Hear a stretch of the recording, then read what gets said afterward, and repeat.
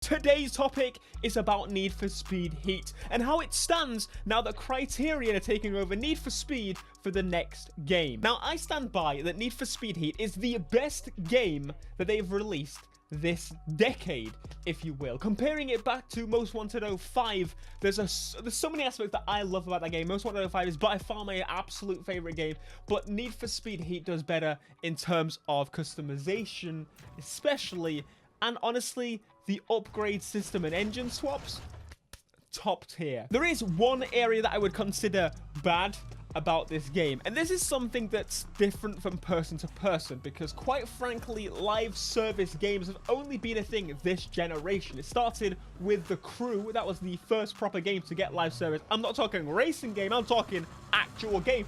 Ubisoft set the boundary for what we can expect for updates and stuff, and of course the whole industry is now doing that sort of thing, and Fortnite, it's blown up, it's massive, also follows the same thing. Now, not to really make excuses, but I don't think the reason is Ghost that we don't have these updates as quick as we should. Of course, the game released in November, people usually take some time off after that, and that's why January now they're starting to do the updates. But let's be real, this kind of big burden of them being taken over by Criterion may have something to do with it. Let's be real here, you're the higher ups, you're making the decisions, you're saying, okay, they can start producing updates for this game now. How much effort and money you're going to put into a game that you know full well the studio is going to be ripped to shreds in a few months' time? Does it make any sense to tell them to get started on the updates? Now, something I did mention in my previous video that I want to talk a little bit more about is, yes, not all these devs are going to Criterion. This is something that's very clear to me. Is in the wording is very misleading in these types of articles. They try and brush it in the nicest way possible because people are losing their jobs. While some of the devs will be going to Criterion, some of them will be going to other EA studios. And just so in case you didn't know, I've mentioned this before in the previous video, but a lot of the developers are going to be staying in Sweden. They're going to be going to different EA studios in Sweden. For example, DICE is in Sweden. But I wanted to take a moment and say, no matter your stance on this, of course, you can agree or disagree with me at any point of this video. I think we can all agree here in thanking Ghost for their efforts. Now, I've already mentioned this a lot on Twitter. This is the main thing for me, is that all these talented people are being reshuffled and thrown all over EA. It happened before with Black Box. It's kind of history repeating itself. And no, I'm not saying Ghost and Black Box are on the same level. I'm saying that these studios literally are producing games that we want. Finally, they're on their way to producing what we want, and then they're being thrown away. That's what I'm saying. But no matter your stance on this whole situation, I'm sure you'll agree with me in thanking these developers and saying that they are some of the most passionate people in the industry. We majorly appreciate their efforts, and I hope them the easiest route and the best route they could possibly have hoped for when it comes to moving on to their next role. Every single one of you, and those of you that I met when I did come to the studio a few times, thank you so much. The main reason for this channel a long time ago in 2012 was I wanted a better Need for Speed, and you did just that. Now, it's to my knowledge that Ghost UK developed quite a few bits of updates. Now, if you didn't know, the whole studio structure is a little bit all over the place. I'm going to give you a little bit of a rundown. So basically, there is Ghost Gothenburg, or Ghost Games, which is in Gothenburg, which is in Sweden, which is the main HQ that builds the majority of the game. Then we've got Ghost UK, which was formed of some pieces of Criterion of people that they couldn't really move, which it's a pretty cool idea thinking back to it. Of course, at the time I was probably a little bit annoyed about that. But then there's also a support studio somewhere else in Europe. Honestly, I should do my research. Romania. The other studio is in Romania. Now, since Ghost UK is obviously not really moving anywhere, the office will just be rebranded Criterion 2. And essentially, I think we're going to get some updates from that department. It would make sense that they can continue making some updates for Need for Speed Heat. That's the main reason for this video.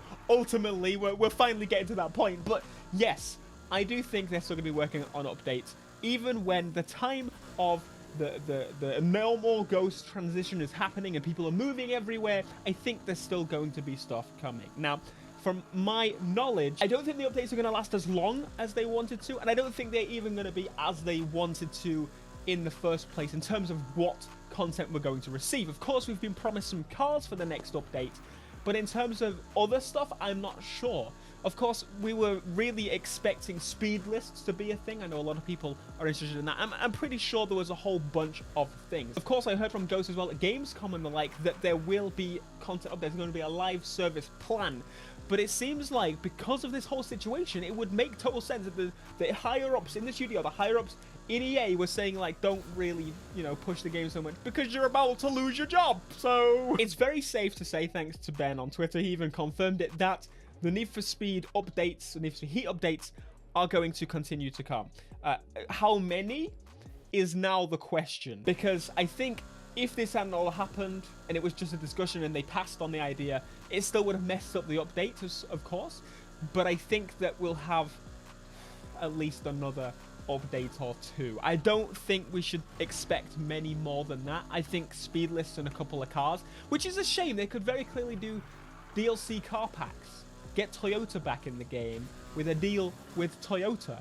It just makes sense to me that that car is not in the game, but it's possible to easily just carry on those Toyotas, plop them back in the game. It just, you know. But bouncing back to my initial video, my very emotion-filled video. Here's why it was so different. The term influencer, I absolutely hate it. It is the most disgusting word in the industry. I hate it so much, but there's some reality to it. I believe that in this community, we have a big influence on how the community feels. And that's why I've not made many of those videos where it's like, oh, this game's dead, blah, blah, blah, blah, blah. I don't like doing those types of videos. And of course, my title was questionable on the previous one, but that was, again, my raw emotion-filled video. And it's true. It's the end of Need for Speed as we know it, developed by Ghost. It's not, Need for Speed is dead, which did cross my mind, but I'm not going to use something like that because that's just a lie. I couldn't lie like that. I have a very certain, but I intrigue and not mislead. I follow the example of Casey Neistat, who does the same. Anyway, it was a very raw video, okay?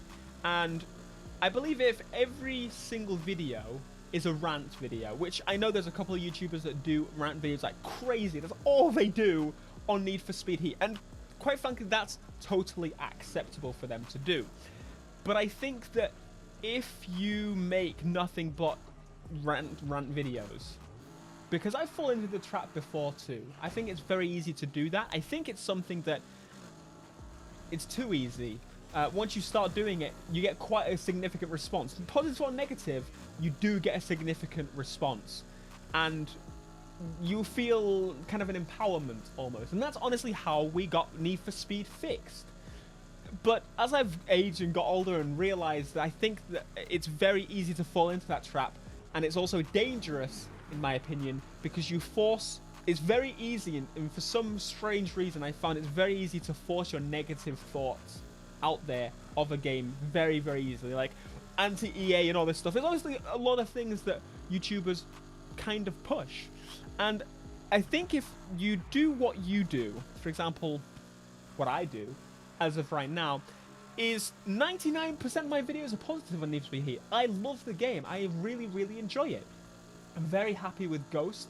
As a studio, they've done fantastic work, and I'm very, very grateful for that. It means the world to me what they've done. If you portray that positivity or neutralness, which is a lot of the time what I do in my videos, I will mention that needs an update soon, but I won't be making dedicated videos like, oh, it needs an update or I'm gonna kill myself. I've been there, I've done it, and I know that even for myself, it negatively impacts how much I enjoy the game. To be nagging about it all the time, that's not enjoyable. That's what I've done to Forza, and that's what I've done to a few other games, to the point where I've really put it in my head that if I play that game, I almost get this depressed feeling. And so I don't do that anymore, because I don't hate the game. It's very easy for Brits as well to complain all the time. You've got to somehow separate the mindless complaints of, oh, that's a bit annoying, to this is a major issue, because it does really force your opinions on other people. I find that if you do positive and neutral opinions on something, it more likely makes them make their own mind up, opposed to agreeing with your negative thoughts. I personally love Need for Speed Heat. I've labeled it one of my best games that I've ever played, very, very, very easily. And I'm talking about the core. And one thing that's difficult again, because that this whole new thing of being able to say that a game is rubbish at launch and good later, it's interesting because it's like reviews, because reviews can't be updated. Well, they can be, but they don't get updated. That's not what the industry does. So a review of The Crew when it came out is not the Crew that we're used to playing now. I'm by the stance that the base game generally has to be good to me for me to appreciate it. I mean, they can very much fix it, but it's a new generational thing to have to update your game to add content for free. It's a very new generation thing. It's something that's very accepted, but at the same time, it does mean that the core games generally miss some things. They strip them out.